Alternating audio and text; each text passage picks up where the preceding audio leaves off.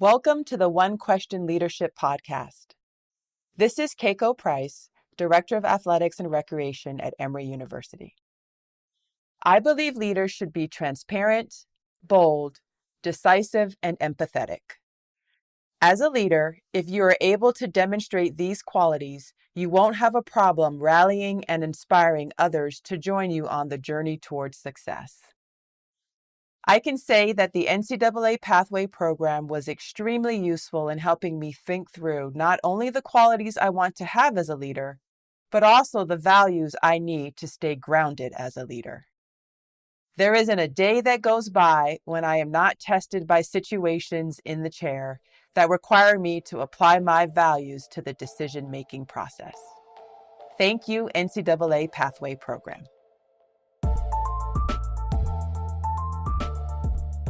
Welcome to the One Question Leadership Podcast. My name is Dr. Jacqui Schuman. I'm the Vice Chancellor and Director of Athletics and Recreation at UMASS-Boston. I am here today with Anthony Azama, who is the Associate Vice Chancellor and Director of Athletics at WashU. So nice to be here with you today, Anthony. It's exciting. It's been a long time. Yeah. When did we meet? Vanderbilt. You was an athlete. I was an athlete. But I like to say we were scholars. We were scholars. Who happened to be we are scholars. athletes. That's right. Continuous learners. Yeah. So Anthony and I went to school together a few years ago at Vanderbilt, maybe more than a few years ago. Yeah. A couple of decades. You know, he was senior to me, which means he's more seasoned than me in life at this point. That explains the gray hairs. Yeah. And we were both student athletes there, and I think it's pretty awesome to be sitting here today with you, former student athletes and graduates of Vanderbilt University, and now both sitting in what they call the chair, leading athletic departments and sitting in senior leadership on university campuses. Yeah. It's pretty awesome. It's pretty cool, the fact that, we went through what we went through, highs and lows and all that good stuff. And something along that journey impacted us, and I think we would say the same name, Brad Bates, who was high in emotional intelligence and really connecting with student athletes to where we chose this to be our profession. And not only just to look at it as a job, but look at it as what can we leave? What legacy can we leave? What seeds can we plant in those people who work with us and the people we work for, which are student athletes. So I've always kind of followed your career from afar and kind of cheered you on when there was a release of you trying to do something different. I like to believe that a lot of those seeds were planted in both of us when we were at Vanderbilt. Definitely. We didn't even plan to talk about Brad Bates together. Yeah. And Brad Bates was somebody who was so influential to me and still is. Yeah. And obviously you both worked together as well. So you had a great experience being able to learn from him actually, on the actual job. Brad was probably one of the friendliest faces to me in the Vanderbilt athletic department at the time. And I ran track and cross country, and we would run around campus all of the time. And who did I always see when I was running around campus? Brad Bates, one of our administrators. And anyway, he continues to be influential to me. And I would say is one of these people who, anytime I reach out to him, within, I think, 24 hours, he responds all the time. Yeah. And so you realize how somebody shows that care and the relationship is so meaningful and the influence is real and authentic and genuine. And so definitely something that was inspiring to me and continues to be. So, we've moved on from Vanderbilt to an extent. I know you were on campus this week to see, we have to plug the win over South Carolina the other day. Correct. I would like to hear a bit more about your success now and how you actually are able to build your blueprint for success. I know we talked about that as a topic that we would discuss today. I mean, for me, if I think of the blueprint of success, I'm thinking of the core components of how I actually approach success in our department, with our university, with our student athletes, important constituents. I'm curious as to what that means to you when you talk about blueprint of success. Yeah, the heart of it has to start with the why, and when I think about my staff, we come from a lot of different places and we're bringing a lot of things to WashU. But I think the tie that binds is we really enjoy the development of young people. So for me, and kind of what I learned at Vanderbilt and carried through my career to now is, and I really believe this, and I think it was magnified during the pandemic,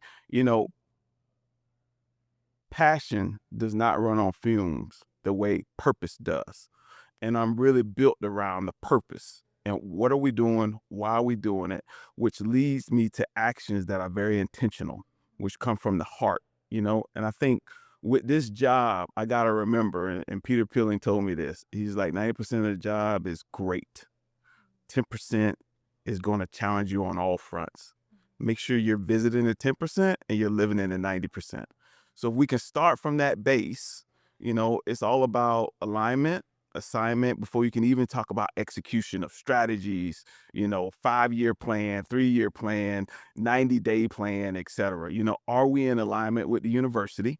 Meaning, are we bigger than a scoreboard? Scoreboard matters. They keep score in our profession. But at the same time, it's also about how are we impacting these young people that we're getting from all over the country in those 4 years so they set up for 40 years of success. And the beauty of sports, and I think we do it better than anybody on a college campus, we teach young people how to respond to failure.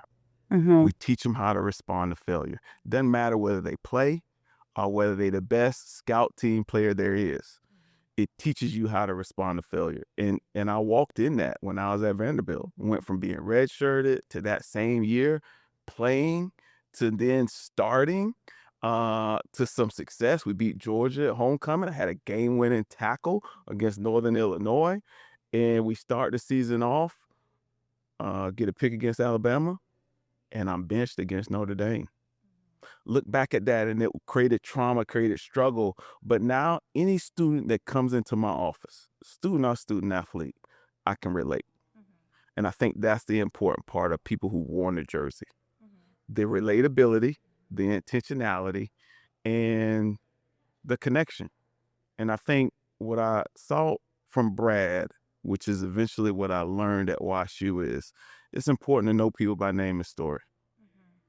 I remember running out the spring practice, snow on the ground, and before I hit those doors, I ran across Brad, and Brad say, it's going to be tough for a Florida kid out in that weather.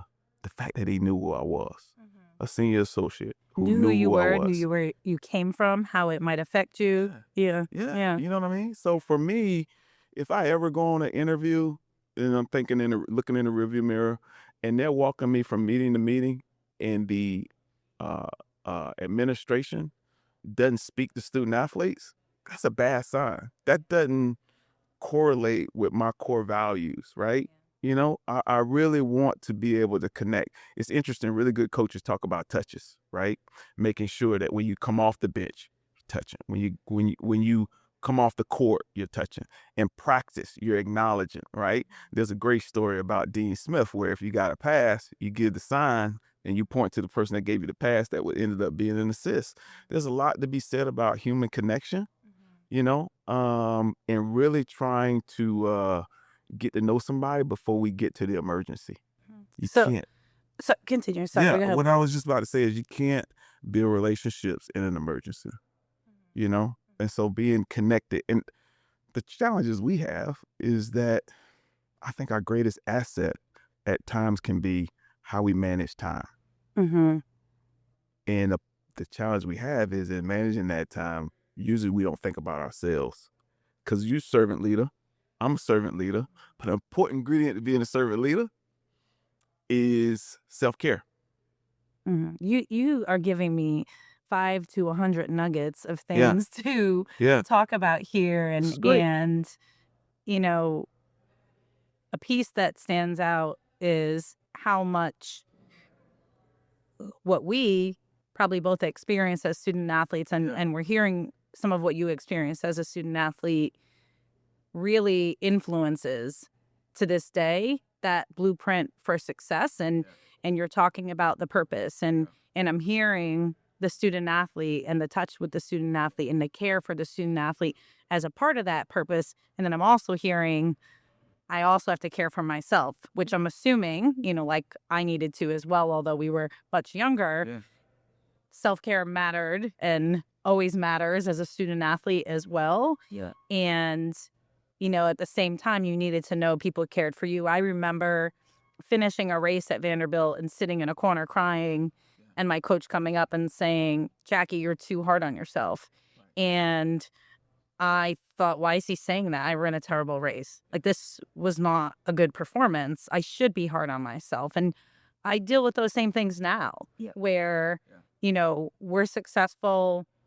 I think our team at UMASS-Boston would look back on the last 3.5 years and say we've done so much, and I'm still seeing all that we can do and still sitting back being that sort of person in the corner being really hard on myself that needs those people who can help remind me of our purpose, because we are living out our purpose, and also help me remember, like, I'm probably being too hard on myself at times, and I have to take care of myself better, with those high expectations, etc. So I'm curious, as I reflect back on that, I know being a student athlete taught me so many things about how to be successful, like you shared.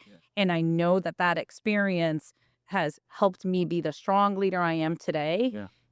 How has that changed for you, along the way? How has that time there maybe contributed to the blueprint for success, which I think we heard a bit about, but how has it changed, especially, we talk about, or you've talked about, the value of winning, but it can't be the only thing we focus on. And then we're in this influx, in this moment in college athletics, where there's so much changing. It's constant. We can't just respond to the emergency. We have to have the touch points before it. And we all know that emergency is going to come, where we don't know that person yet, and we have to respond, right? And they're really, really tough issues that we face. How were you prepared to deal with that? And what maybe has changed about how you approach that success now? Yeah, and that's a really great question. I'm gonna try to unpack it as best I can, but let me start with maybe a track reference, since you are maybe still a current track athlete. I like track. I watch it. My knees hurt now, so hate to say former. The thing that I realized, and I learned this during a pandemic, maybe more than I should have, is you can't sprint a marathon, right? There's something to be said about having a process, right? And as the older you get, process and the journey sometimes is more enjoyable, teaches you more than the end destination. Now, I love when our teams compete. I love it when they get a chance and an opportunity to be in the arena, and then let's find out what their best looks like. Will they meet the moment, right? And then looking back at, okay, what we didn't do that we could have done, because we tried to be a mile wide and an inch deep, versus all politics are local. What's important to the WashU student athlete?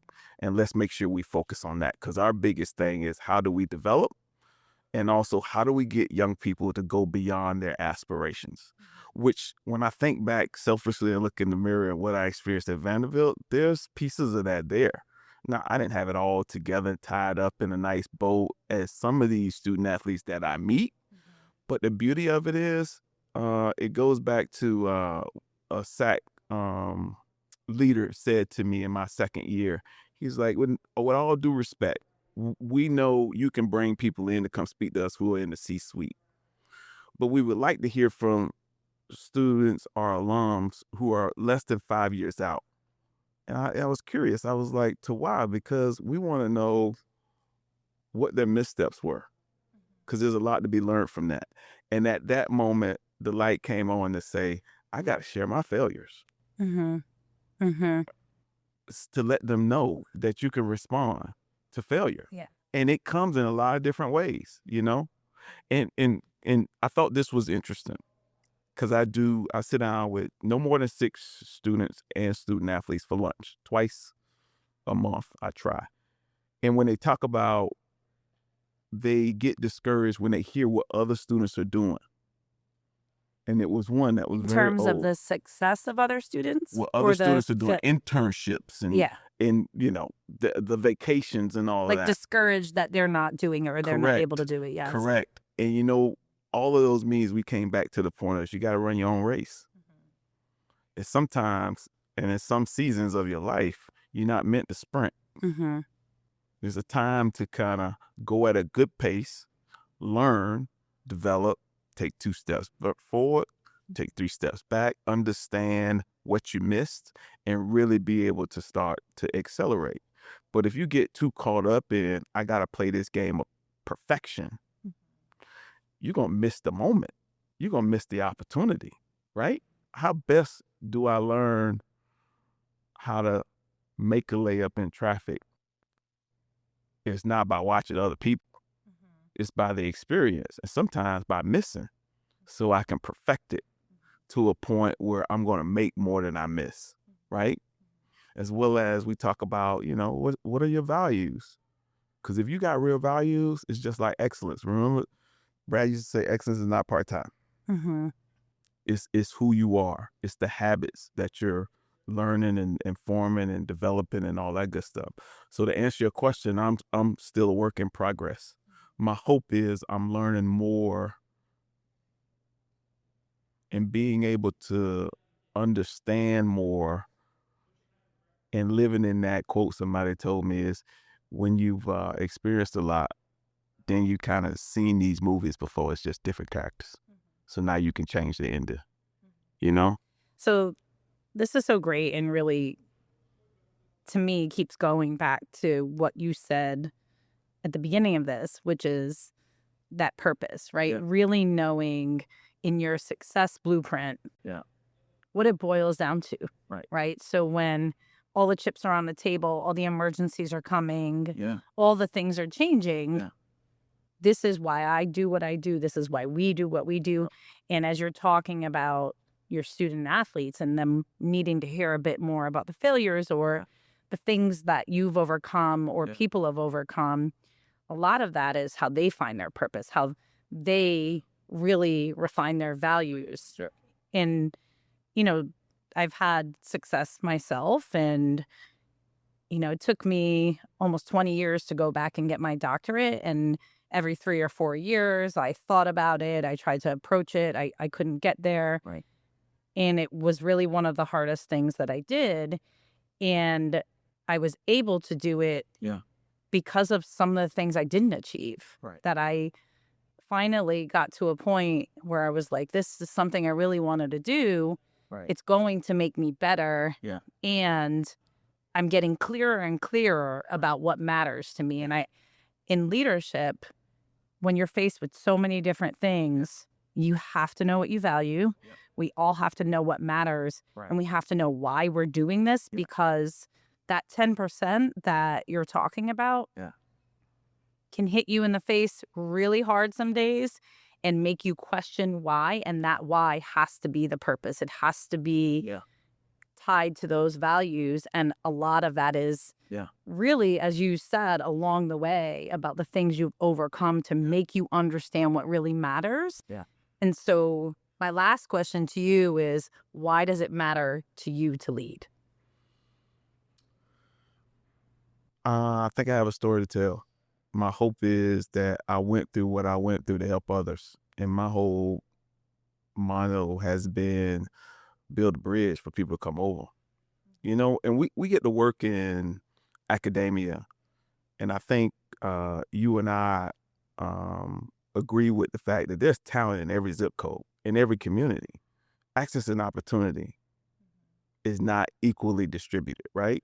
And so when we get these young people that want to aspire to do some great things, we got to make sure that they got that tool bag, because the wind's going to blow. And at the end of the day, if I can teach a young person how to handle hard better, we got a better chance. To everything you just brought up, the only thing I would add to it is mindset. At where we are now, mindset is a little bit more important than skill set, because we're in very demanding areas, a very demanding enterprise. The only common denominator is the person, right? You look at where some of our experiences. So the question is, have we really been intentional learning from those experiences, So when we face the next challenge, we've seen this movie before. It's just different characters, and we can change the ending. It's great. This has been a great conversation. I really wanted my last question to be if I'm your favorite Vanderbilt alum, but I thought we'd end on... I always say that when I'm in front of an alum. You're my favorite. We can end on leadership. No, we can end on that. Okay, I am a favorite. I do like that. I like to end that way. Thank you, Anthony, for joining us on the One Question Leadership Podcast. It's awesome to be with phenomenal people and people that's in the business for the right reasons. So I'm glad to share this space with you, and I'm going to be cheering your career on from the sideline. Thank you. Same with me, of course. And once again, this is Dr. Jacqui Schuman, Vice Chancellor and Director of Athletics and Recreation at UMASS-Boston.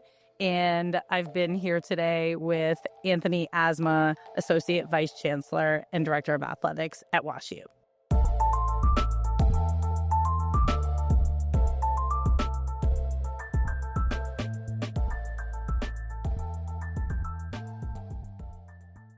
This episode of the One Question Leadership Podcast is produced by Spades Media Group, solving problems using creative leadership.